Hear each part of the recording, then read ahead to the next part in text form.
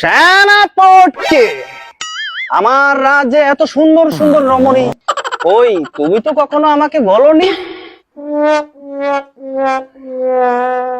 মহারাজা, আপনার এই খোকন রাজ্য করিবে শাসন, তাই সুন্দর সুন্দর রমণী সে করিয়াছে সব ভক্ষণ। খামোশ সেনাপতি, সবই যদি আমার ছেলে কখন খায়, তাহলে আমি কি খাবো পুটকি?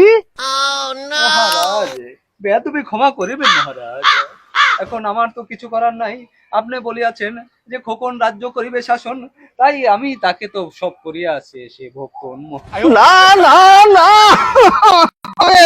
এ আমি মানতে পারি না সেনাপতি। সেনাপতি, আদেশ করেন মহারাজ। ডাকো সেই বেয়াদব খোকাকে, তাকে 12 বছরের কারাদণ্ড দাও, এটা আমার আদেশ।